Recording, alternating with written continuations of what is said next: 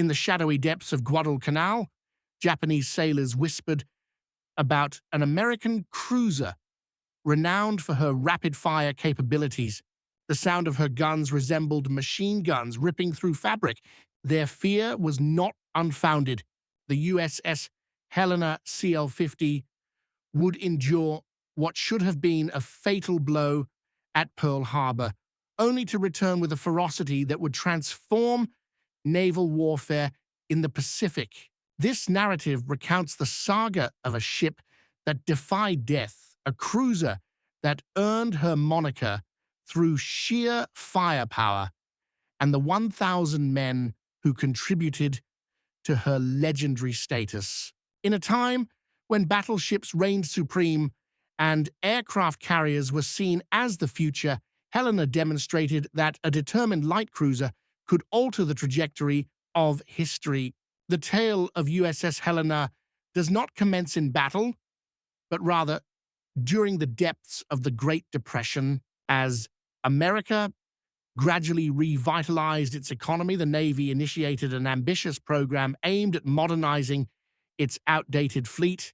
The St. Louis-class cruisers embodied a new approach to naval design capable of delivering overwhelming firepower while retaining the agility to evade danger. When her keel was laid at the Brooklyn Navy Yard on that frigid December day in 1936, few could foresee the remarkable fate that awaited hull number 50. The workers who riveted her plates and molded her armor were not merely constructing a warship. They were forging metal, an instrument of survival and retribution. Helena measured 608 feet from bow to stern, her streamlined hull slicing through the water with a beam of just 61 feet. However, her true magnificence resided in her weaponry. 15 6-inch guns arranged in 5 triple turrets provided her with a broadside capable of unleashing devastation. These were not typical naval rifles. The Mark 16 guns could fire rounds at an extraordinary rate. Under optimal conditions, each barrel could discharge 8 to 10 rounds per minute. Calculate the potential. That amounts to 150 shells per minute from her main battery alone. It is no surprise that the Japanese would come to refer to her as the machine gun cruiser. Her secondary armament consisted of 8 5-inch dual-purpose guns adept at both intercepting aircraft and punishing destroyers. 4 Parsons turbines propelled her through the waves at a speed of 32.5 knots. Powered by 8 Babcock and Wilcox spoilers capable of delivering 100,000 horsepower through her 4 bronze screws. With a range of 10,000 nautical miles, she was able to hunt anywhere in the Pacific. However, specifications reveal only a portion of the narrative. What distinguished Helena was her crew, consisting of 868 officers and men who would convert steel and gunpowder into something akin to immortality. Helena made her entrance into the East River on August 27, 1938, with a christening by the wife of Montana's senator.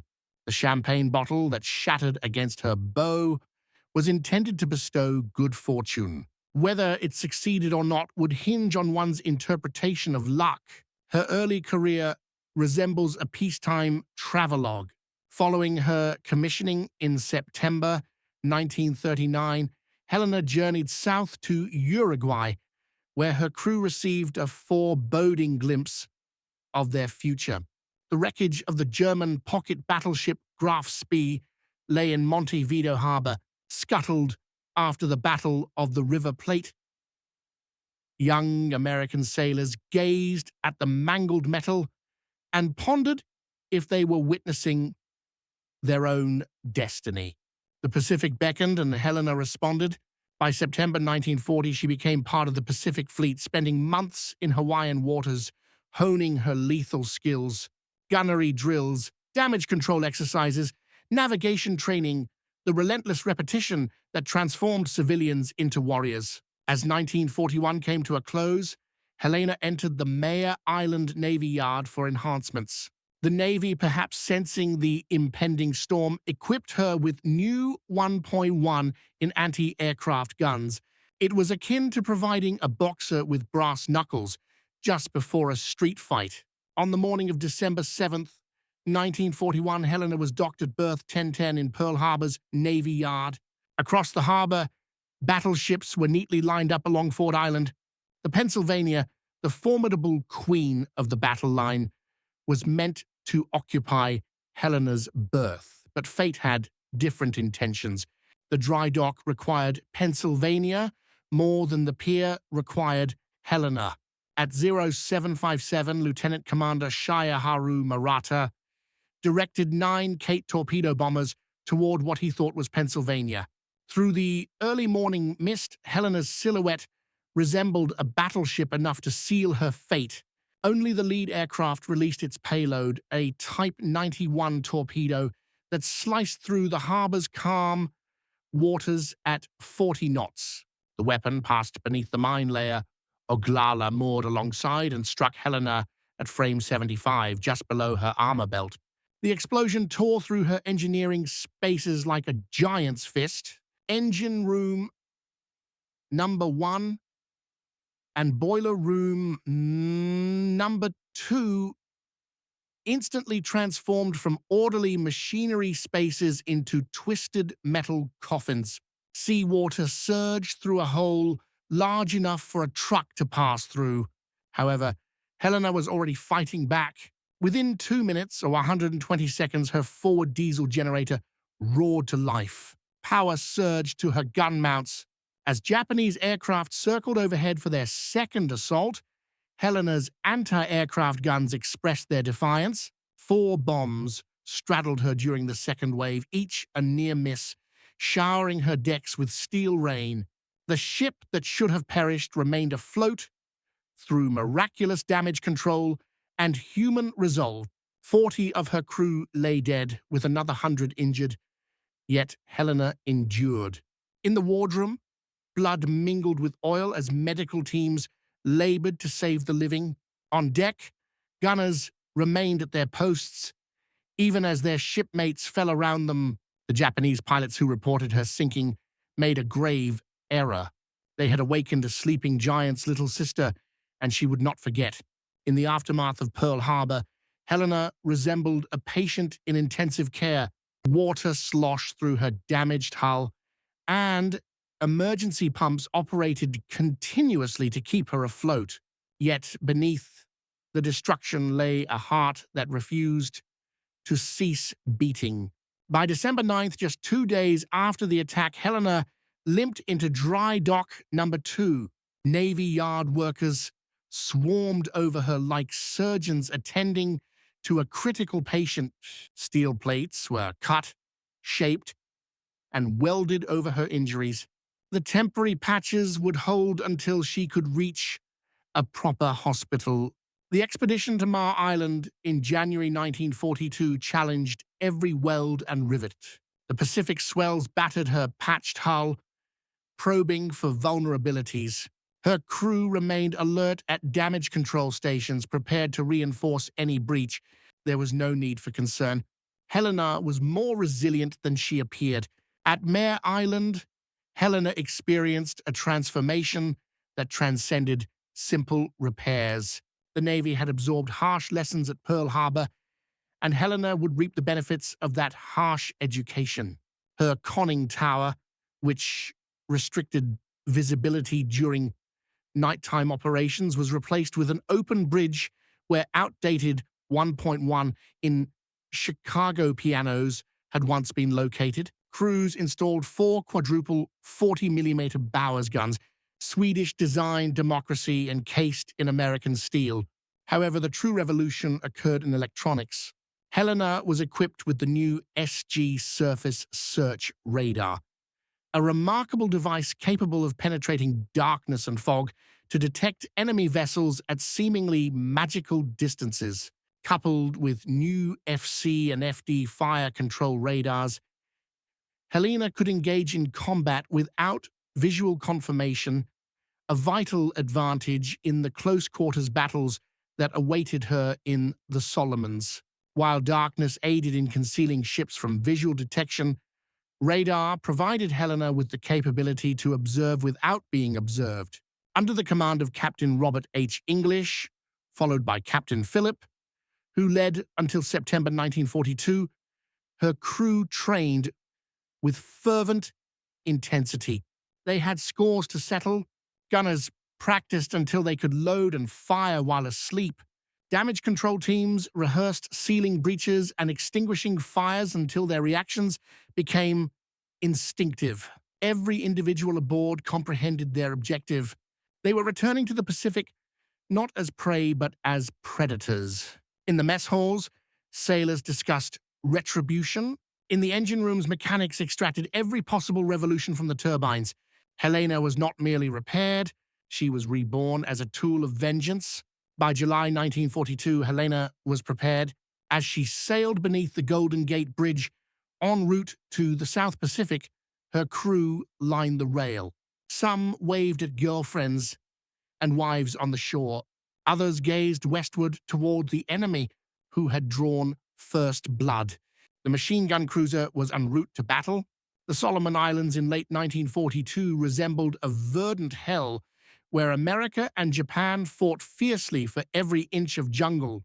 Guadalcanal, with its vital airfield, had transformed into the grinding wheel of the Pacific War. Each night, Japanese destroyers and cruisers sped down the slot, the channel between the Solomon Islands, to bolster their garrison and bombard American positions. By early October, Helena was part of Task Force 64 under Rear Admiral Norman Scott. Unlike many American admirals who still envisioned battleship formations, Scott recognized that radar and rapid fire would dominate these waters. He rigorously trained his ships in night combat tactics, although he made the unusual choice to designate USS San Francisco as his flagship instead of the radar-equipped Helena. October 11th, 1942. The day of reckoning loomed as American reconnaissance aircraft detected Admiral Aritomo Goto's fleet advancing toward Guadalcanal. 3 heavy cruisers and 2 destroyers were transporting reinforcements and bombardment shells. Scott arranged his forces off Cape Esperance, poised to spring history's trap. As night descended, Helena's SG radar operator, Radioman Third Class Robert S. Brown, leaned over his scope. At 23:25, a phosphorescent blip emerged. Enemy vessels at 27,700 yards. Helena had located the Japanese before they were even aware that Americans were on the hunt. What ensued was a scene of organized chaos. Scott, operating without visibility on San Francisco, commanded a column turn that inadvertently positioned his force across the Japanese T, an ideal setup for a naval ambush. On Helena's bridge, Captain Gilbert C. Hoover, who had taken command in September, became increasingly exasperated. His radar indicated enemy ships at 5,000 yards, nearly point-blank range, yet Scott had not authorized firing. Finally, at 23:46, Scott's ambiguous acknowledgement to another inquiry was interpreted as permission to engage. Helena's turrets, already aimed at the enemy, erupted in violence. The first salvo struck the heavy cruiser. Ioba was entirely unprepared. 6-inch shells struck her bridge, resulting in the immediate death of Admiral Goto and injuring her captain. The Japanese admiral perished under the impression that his own vessels were firing upon him. He could not have fathomed that Americans could launch such precise attacks from the shadows. Helena's artillery achieved firing rates that appeared to defy belief. Spent brass casings cascaded across her decks like golden rain as loaders operated in flawless synchronization. The continuous muzzle flashes illuminated the night, earning her a nickname that would accompany her to her final resting place. The heavy cruiser Furutaka attempted to protect the flagship but sailed into a storm of steel. Helena's shells struck her torpedo tubes, causing Japan's most dreaded weapon, the long-lance torpedoes, to detonate on their own deck. Furutaka blazed like a Viking funeral ship before sinking beneath the dark waters. In just 14 minutes, it was all over. Helena had discharged over 1,400 rounds, her barrels glowing a bright red in the darkness. The Battle of Cape Esperance marked America's first definitive surface victory against the Imperial Navy. Helena had demonstrated that American cruisers could engage and triumph at night, the enemy's preferred battleground. As dawn arrived, oil slicks and debris signified where Japanese vessels had perished. Helena's crew, weary yet exhilarated, experienced their initial taste of victory. It would not be their last. November 1942 brought desperation to both factions at Guadalcanal. The Japanese were preparing a substantial reinforcement convoy, while Admiral Scott's victorious task force, now under the command of Rear Admiral Daniel Callahan, stood as the sole barrier. Callahan, courageous yet inexperienced in nocturnal combat, repeated Scott's error. He selected San Francisco as his flagship instead of the radar-equipped Helena. On the night of November 12, 13, Helena's radar once again proved to be prophetic. At Arau 124, her SG scope detected Japanese vessels entering Iron Bottom Sound, the waters of Guadalcanal, strewn with so many wrecks that they had earned their grim moniker. 2 Japanese battleships, Ha and Kirishima, led a bombardment force intended to pulverize Henderson Field. What transpired at 0148 resembled less a battle and more a bar fight involving 14-inch guns. The American column nearly collided with the Japanese forces. Ships fired at point-blank range, at times uncertain whether their targets were allies or adversaries. Searchlights pierced the darkness. Star shells exploded overhead, and tracer rounds crisscrossed like lethal fireworks. Helena's radar provided her with a significant advantage in this chaotic engagement. While other vessels struggled to identify their targets, her fire control system accurately tracked Japanese ships with electronic precision. She commenced firing at what her crew believed to be a battleship, likely at a distance of just 400 yards. Her rapid-fire salvos traversed the length of the enemy vessel, igniting fires and causing explosions. The destroyer Akatsuki made the critical mistake of illuminating Helena with her searchlight. Every American ship capable of doing so immediately focused their fire on the lit destroyer. Helena's 6-inch shells joined the 5-inch and 8-inch rounds in a concentrated barrage of naval gunfire that effectively obliterated Akatsuki. She disappeared in a tremendous explosion, taking nearly all of her crew with her. Helena then redirected her rapid fire towards 3 additional destroyers, her guns cycling so swiftly that Japanese survivors reported believing the Americans had developed a new automatic cannon. One destroyer limped away, engulfed in flames. Another became dead in the water, while the third retreated into the darkness, leaving a trail of smoke. Throughout the chaos, Helena maneuvered between salvos, her engineers pushing her turbines to and beyond their limits. At one moment, San Francisco crossed directly between Helena and her target, necessitating a ceasefire that likely saved American lives. The friendly fire incidents that night resulted in the deaths of Admiral Callahan and Captain Cassin Young of San Francisco, courageous men who were killed by American shells amidst the confusion. After 40 minutes of brutal, close-range combat, the Japanese forces withdrew, battered by numerous hits, including many from Helena, who lingered behind with jammed rudders. American aircraft would finish her off the following morning. The first Japanese battleship was lost during the war. Helena emerged with 1 casualty and only minor damage. Her gunners had discharged over 1,500 rounds, and the barrels were worn out from the prolonged firing. Nevertheless, she played a crucial role in halting the Tokyo Express. Thanks to that bombardment, Henderson Field was able to survive and launch planes that would devastate Japanese transports in the following days. As November 13th arrived, Iron Bottom Sound lived up to its name with new wrecks scattered across the seafloor. Helena had once again demonstrated her capabilities, but the toll increased with each engagement. Amidst the legendary battles, Helena endured a relentless routine that tested the crew as rigorously as combat. The Solomon Islands provided no respite. If the Japanese shells did not claim your life, tropical diseases might. The crew of Helena developed the 1,000-yard stare typical of Guadalcanal veterans, men who appeared older than their years due to constant vigilance. Life aboard Helena adhered to the cadence of war. General quarters were held at dawn and dusk, times when submarines preferred to strike. Days were spent bombarding Japanese positions on Guadalcanal, transforming jungle strongholds into barren landscapes. Nights patrolled the slot while radar operators strained to detect the first sight of enemy vessels.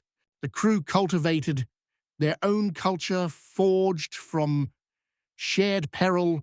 Helena's laundry became renowned, somehow managing to keep uniforms pressed even after battles.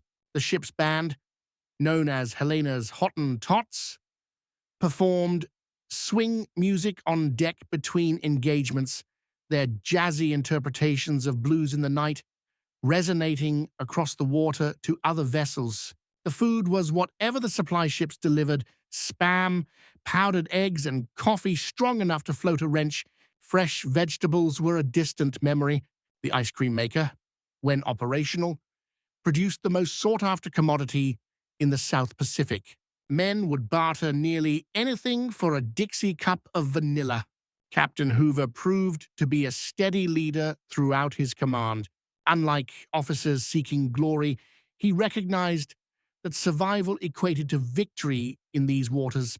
He consistently drilled his crew, but also understood when to relieve the pressure. Movie nights on the Fantail, boxing matches on the forecastle, and small pleasures served as reminders for the men of what they were fighting for. The relief of Captain Hoover on November 23rd due to his inadequate reporting of the torpedoing of the USS Juno hit the crew hard. They had just endured hell together, and now their captain was dismissed over what many perceived as a bureaucratic vendetta. His successor, Captain Charles P. Cecil, who took command in December 1942, faced the challenge of winning over a skeptical crew. Cecil would guide them through their final confrontations. The months of December 1942 and January 1943 merged into a haze of routine and fatigue. Helena bombarded Var and Munda, supported troop convoys, and pursued phantoms on radar screens. Her crew became adept at interpreting the sea and sky, understanding that survival often hinged on detecting the torpedo wake or bomb release just moments before the enemy. By February 1943, Helena was in dire need of maintenance. Her engines struggled, her guns exhibited worn rifling, and her hull was marked by the scars of near misses. The journey to Sydney, Australia, felt like a voyage to paradise. Fresh food, cold beer, and English-speaking women awaited them. For a few treasured weeks, Helena's crew recalled the sensation of peace. However, wars do not halt for liberty. By April, Helena returned to the Solomons, her guns rejuvenated and her crew refreshed. The next phase of the island campaign loomed, and the nightly runs down the slot persisted. The machine gun cruiser had more tasks ahead. As spring 1943 transitioned into summer, American forces readied themselves to advance up the Solomon chain. New Georgia, with its airfield at Mund, represented the next bloody milestone toward Tokyo. Helena would fulfill her role in the preliminary bombardments that reduced Japanese positions to rubble. The routine had become lethally familiar: slip into contested waters under the cover of darkness, bombard designated targets, and escape before dawn brought retaliation. On May 13th, Helena led a bombardment group against VA, her shells methodically striking fuel dumps and barracks with precision. The Japanese, learning from experience, had relocated the majority of assets inland. However, Helena's artillery still managed to find numerous targets to devastate. June 1943 ushered in heightened military operations. Intelligence indicated significant Japanese reinforcement activities, prompting every American cruiser to work diligently to disrupt these movements. The crew of Helena, now seasoned veterans, readied their vessel with a somber efficiency. Additional ammunition was loaded until her magazines were nearly overflowing. Damage control supplies were strategically positioned. Crew members penned letters home just in case. On June 30th, Operation Toenails, the invasion of New Georgia, commenced. Helena offered fire support for the landings at Renova, with her 6-inch shells clearing swathes of jungle up to 100 yards wide. Japanese coastal batteries responded intermittently, their shells landing closer to Helena until counter-battery fire silenced them. On July 4th, 1943, Independence Day, Helena was engaged in bombarding Mund Airfield. The Japanese had bolstered their anti-aircraft defenses, and black puffs of flak peppered the sky. Helena's anti-aircraft guns retaliated with her 40mm rounds, creating their own display of fireworks. It was a confrontation of democracy against fascism, illustrated by tracer rounds. That evening, Helena refueled at Tulagi, taking on oil and ammunition for another night of operation. Intelligence had detected another Tokyo Express run, with destroyers racing southward to deliver reinforcements to New Georgia. Task Force 68, with Helena as a crucial element, was set to intercept them in Kula Gulf. The crew sensed an unusual atmosphere surrounding this mission. Perhaps it was the anticipated full moon that night, which would eliminate the darkness that typically concealed American vessels from visual detection, although their radar would function effectively regardless. It could also have been the reports of Japanese heavy cruisers joining the convoy runs, or it might simply have been the law of averages catching up, as Helena had endured too many battles without sustaining significant damage. As July 5th transitioned into July 6th, Helena entered Kula Gulf for the final time. Her radar operators, the finest in the fleet, would be the first to detect the enemy. As always, her guns would unleash their characteristic rapid fury. However, this time, the adversary would retaliate with such ferocity that even the machine gun cruiser could not endure. The moon ascended over Kula Gulf like a spotlight, transforming the dark waters into silver and depriving the Americans of the cover that darkness typically afforded. Admiral Walden Ainsworth, commanding from Honolulu, directed Task Force 68 into the Gulf shortly after midnight on July 6, 1943. Helena trailed in formation, her radar already detecting contacts to the northwest. The Japanese had gained insights from their earlier confrontations. Admiral Teruo Akiyama's reinforcement group comprised 10 destroyers equipped with the lethal Type 93 Long Lance torpedoes, capable of reaching distances of 20,000 yards at a speed of 49 knots. More importantly, the Japanese had finally devised strategies to counter the American radar advantages. At ERO 136, Helena's radar identified the enemy at a distance of 22,000 yards. For the first time, the Japanese radar operators matched the American detection capabilities, spotting Task Force 68 almost simultaneously. Both factions commenced their perilous advance, aware that this would be a confrontation where speed was more crucial than armor. At 157, Admiral Ainsworth commanded the assault. Helena's turrets, already tracking their targets, opened fire immediately. Her initial salvos aimed at the destroyer Nyazuki, Admiral Akiyama's flagship. The distance was 11,000 yards, a comfortable range for Helena's seasoned gun crews. Nyuzuki stood no chance. Helena's second salvo struck her, and the subsequent salvos reduced the destroyer to a floating wreck. 6-inch shells detonated her torpedo warheads, shattered her bridge, and breached her hull as if it were a can. Admiral Akiyama perished in the initial moments, his final sight being the muzzle flashes that heralded his demise. Yet, even as Nyuzuki succumbed, her sister ships had launched their long lances. 10 destroyers discharged volleys of torpedoes before retreating at high speed, a strategy that exchanged gunfire for torpedo precision. Nearly 50 torpedoes now sped through the waters of Kula Gulf towards the American formation. Helena redirected her fire towards the destroyer Suzuki, her radar-guided shells accurately locating the target. Despite the range, she aimed for the target. However, she had committed a significant mistake. Her initial salvos utilized flashless powder that had been carefully reserved for nighttime operations. Once those specialized charges were depleted, she transitioned to standard propellant. Each salvo now illuminated the night like a flash of lightning, distinctly revealing Helena's position to the Japanese torpedo directors. At Arrow 203, Helena's fortune came to an end. 3 long torpedoes struck her in rapid succession, marking the beginning of the machine gun cruiser's demise. The first torpedo hit just forward of Turret 1, resulting in a catastrophic explosion. Either her forward magazine detonated or the torpedo's 1,080-pound warhead completely obliterated her bow. Turret 1 disappeared in a column of flames that soared 200 feet into the sky.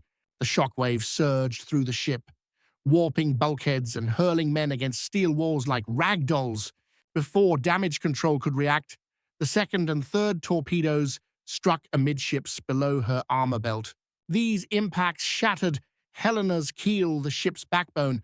Her engine rooms flooded immediately, with turbines screeching to a halt as water rushed in.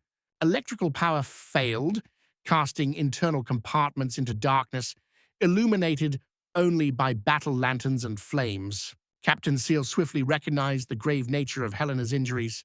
With her keel compromised, the ship was already beginning to jackknife. He issued the order that all captains dread: abandon ship. Yet, Helena's gunners were not ready to give up. Even as the ship settled, her aft turrets continued to fire, with their crews refusing to abandon their posts until the very last moment. Turret 4 fired until seawater inundated the handling rooms.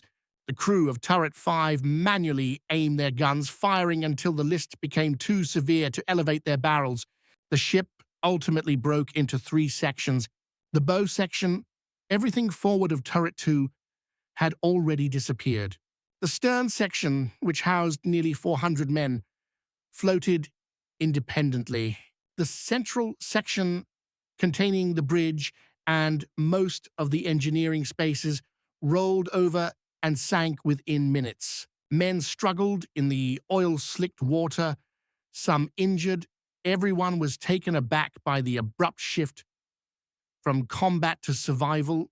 The destroyer Nicholas, in a bold move to avoid a torpedo attack, approached to rescue the survivors. Her crew lifted weary men aboard while her guns engaged Japanese destroyers that were attempting to eliminate Helena's survivors. By dawn, on July the 6th, the Kula Gulf was strewn with the remnants of battle, and nearly 500 survivors from Helena remained in the water.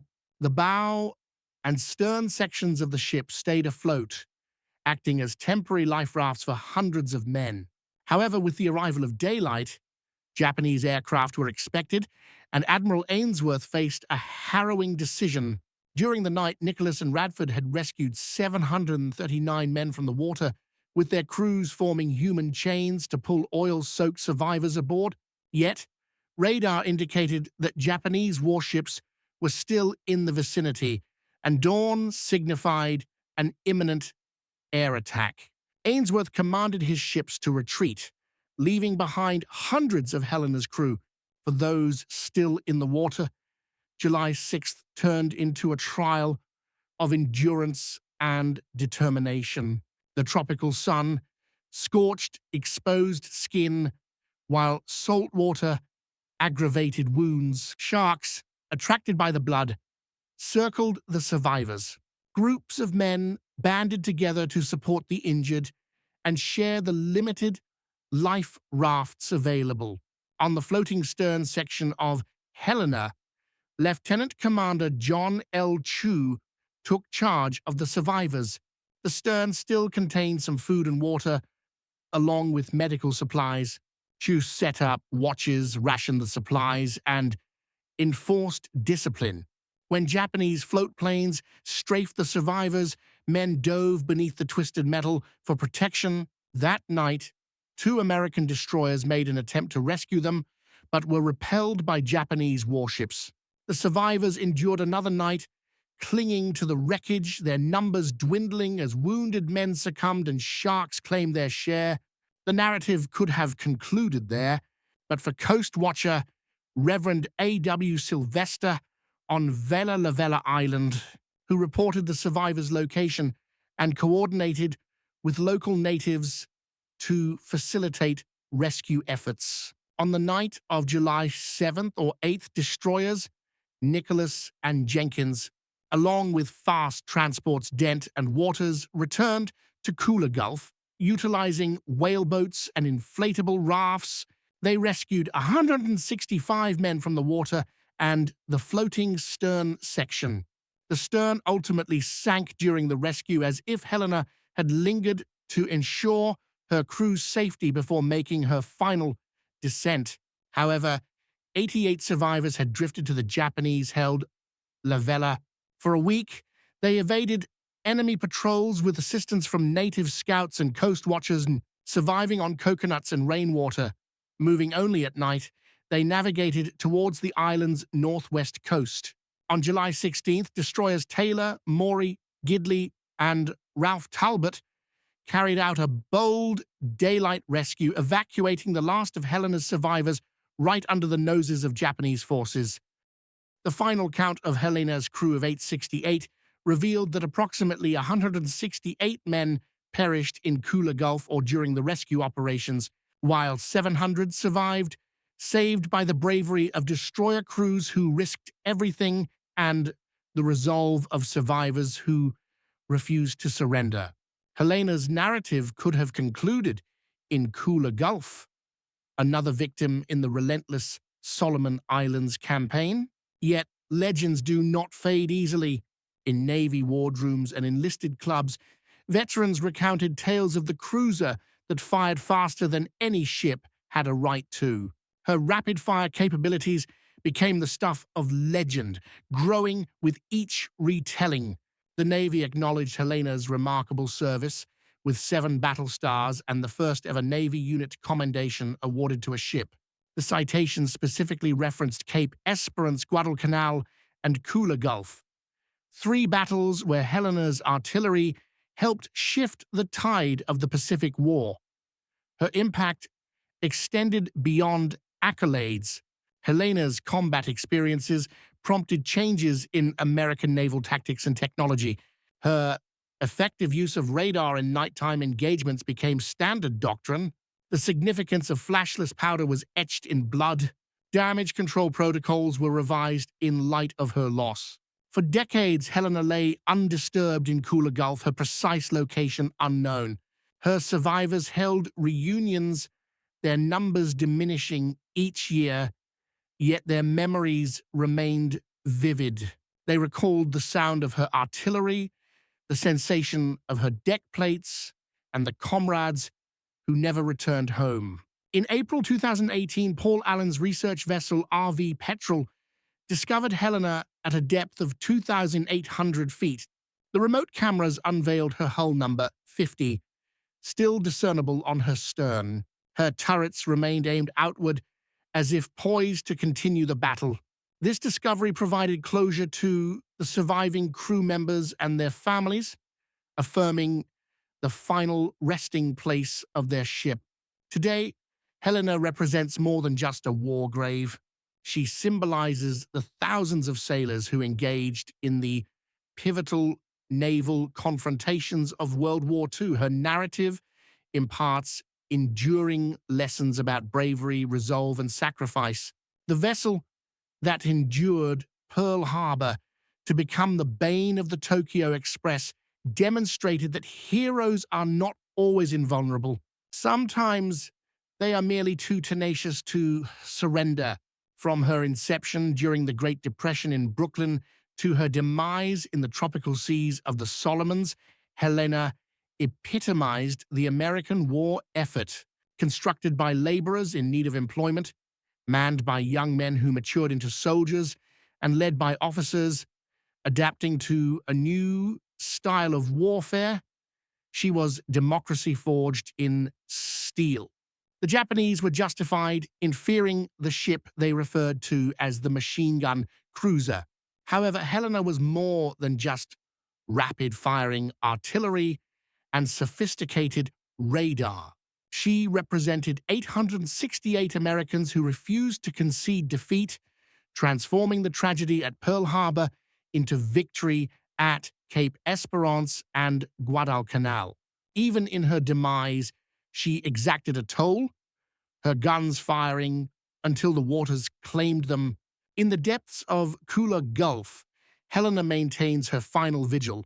Coral envelops her turrets, and fish navigate through her corridors, yet her legacy endures. She remains what she has always been, the combat vessel that earned her moniker through sheer resolve and a tribute to the generation that salvaged the world. They named her Machine Gun, and she lived up to that title until the very end.